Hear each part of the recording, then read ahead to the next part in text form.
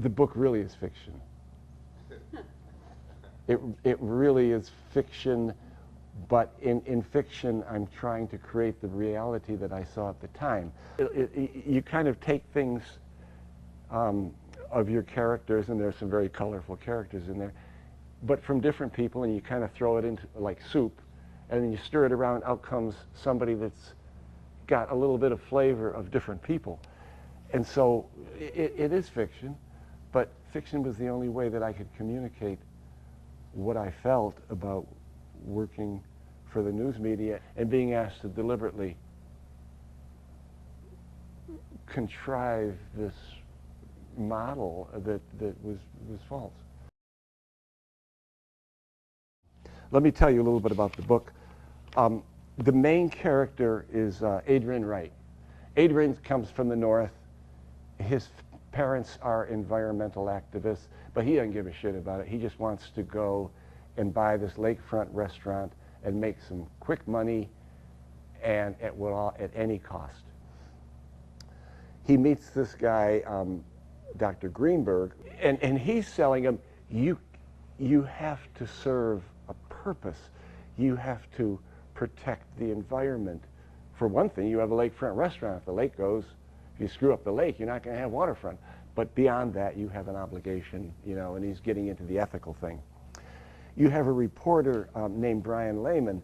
He was, like me, hired under one regime, and all of a sudden he finds himself in 180 degrees difference, and he goes, what the hell am I going to do?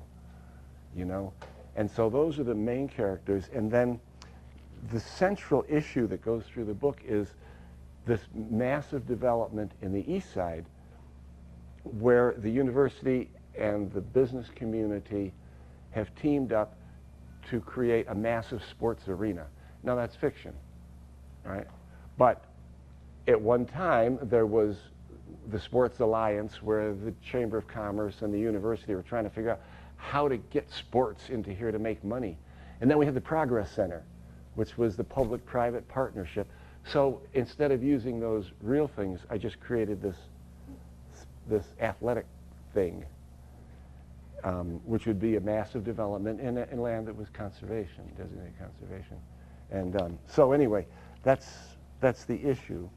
And I'll start reading just one chapter, but just please, if something's confusing or you have a question, just ask me, because this was very informal then. The newsroom was empty when Brian Lehman walked in at 8 o'clock.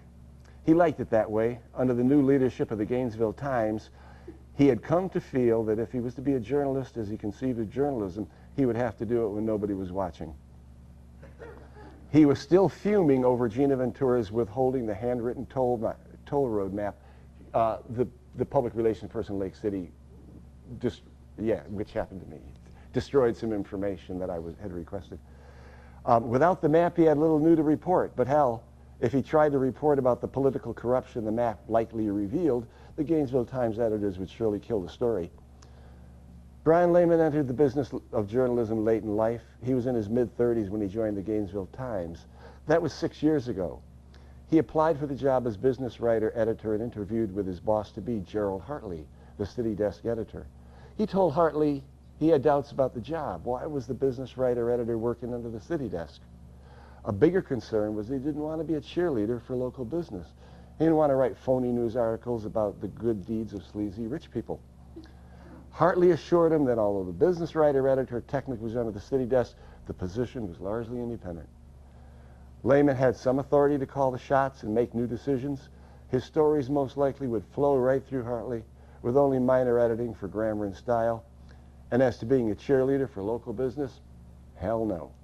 No kid gloves for business in this newspaper, Hartley told him during the interview. We treat business exactly like any political entity. If they do wrong, we give them hell. If the Chamber of Business, which is what I call it, does not like your article, that's a feather in your cap. We're not here to be liked. We're here to print news. You're doing your job if you piss off business people. Take them on. Lehman took the job. He believed the journalist should write articles on behalf of the average citizen, expose the wrongdoing of greedy power brokers. The Gainesville Times had a reputation for doing just that for the first 5 years. He survived on a meager salary because he was doing what he believed in. He was getting to the bottom of every issue he covered, exposing self-serving decisions of power brokers, revealing the hypocrisy of those promoting themselves as public servants while lining their pockets. Lehman enjoyed his power, the power of the press. I'm going to skip a little bit. Last year, the Gainesville Times announced new leadership. James Fitzpatrick as publisher and Claire Lansing as executive editor. Lansing led the transformation of the news department. A tall, slender woman of middle age and high aspirations, she took charge of the newsroom with the complete confidence of Fitzpatrick. Her first week on the job, she ordered a huge window cut in the wall between her office and the newsroom. She arranged her desk so she looked down the row of cubicles where the reporters and editors worked. She emerged regularly from her office and walked the runway between the cubicles, heels tapping out an authoritative beat. Her dark hair was meticulously curled under her chin, her blouse perfectly fitted with a white collar to meet the curls. A long, tight skirt undulated over sculpted legs. She glanced at desks and computer monitors, hardly acknowledging reporters who worked at them. Avoiding familiarity was the key to establishing authority and maintaining discipline. Reporters turned from their computers, nodded and smiled. They made quick, enthusiastic comments about good news. "Good morning, Miss Lansing. Great news about Dollar General Warehouse coming in. Jobs, jobs, jobs. Jobs for minorities. United Way hit a fundraising record. Kudos to our businesses. More than 400 new homes going up on the west side for new residents. Growth, growth, growth. Minority enrollment at the university is over 6%. We're diversified. Go Gators. The Gator lineup looks impressive. A winning year, the year of the Gator." Some reporters left. Those who remained hammered out articles about how the partnership of business, government, and the University of Florida was creating jobs for the unemployed minorities on the east side.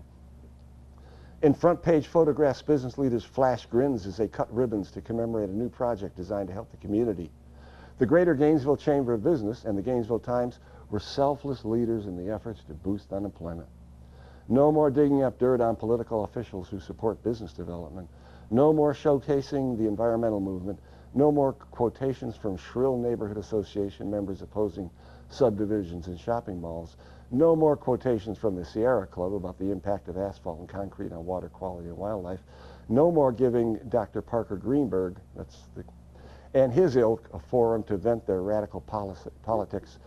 No more quoting County Commissioner Marion Wesselsey, that spoil sport who did more damage with her caustic diatribes than her lone vote against land development projects.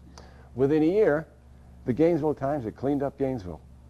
It seemed everyone pictured in the newspaper and almost everyone in the newsroom wore smiles, except Lehman. Each morning, Lehman saw articles taped to the big glass window, examples of fine journalism. They were marked with a red pen. "Well done," smiley face, "Great job." Each day, Lehman watched as the reporters got congratulatory smiles, handshakes, and thumbs up from Fitzpatrick and Lansing. None of Lehman's articles made it to the window. Some of them didn't make it to the newspaper.